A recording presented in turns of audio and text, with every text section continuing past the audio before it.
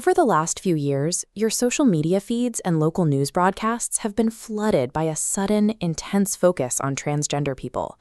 This digital noise has real-world consequences. Recently, the International Olympic Committee banned transgender women from competing in women's events, alarming human rights experts globally. The sheer volume of this rhetoric makes it feel like a spontaneous, organic culture war. But we have to ask, is society naturally reacting to a new problem, or is this panic artificially engineered? Researchers published in the Sociological Review analyzed the data behind this surge. They found that what we are experiencing is an organized, top-down moral panic, rather than a grassroots movement. Instead of a genuine public debate, this is a highly orchestrated media strategy designed specifically to capture your attention and divide communities. To understand how this panic spreads, researchers recently deployed an AI model to analyze tens of thousands of YouTube comments. They wanted to track exactly how extreme anti-trans narratives are injected into the mainstream. They identified a distinct and deliberate tactic used by prominent right-wing commentators. These influencers use sanitized, coded language in their videos to evade YouTube's moderation policies, but they deliberately leave their comment sections unmoderated, creating a safe haven for explicit hate speech.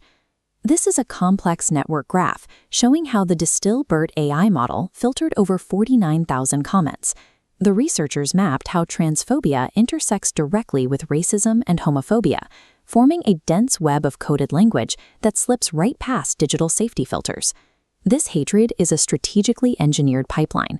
It weaponizes social media algorithms to bypass safety policies and normalize extremism for everyday viewers. The reason this pipeline is so effective lies in human psychology. It exploits gender essentialism, our brain's hardwired desire to place people into strict, neat, binary categories. When an individual does not perfectly fit those predetermined boxes, the brain trips a deception trigger. We subconsciously perceive a threat or feel like we are being lied to simply because our mental categories are being challenged. We have to separate these psychological phantom fears from actual biological reality.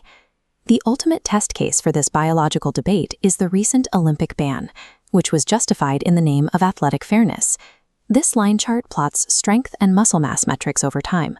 Based on a definitive medical review of over 6,000 participants, performance metrics for transgender women on hormone therapy drop over time, eventually merging completely with the baseline metrics of cisgender women. The psychological reflex to categorize people is entirely natural. But the biological threat being peddled to the public to justify exclusion is a scientifically disproven myth. Because transphobia is a learned psychological behavior rather than an innate human trait, clinical psychology already has the tools to unlearn it. This diagram illustrates the ABCs of cognitive behavioral therapy: affect, cognition, and behavior. Therapists use this framework to break the vicious cycle of prejudice by directly targeting automatic negative thoughts, reforming them into positive pathways. We can see this in action in this timeline graph.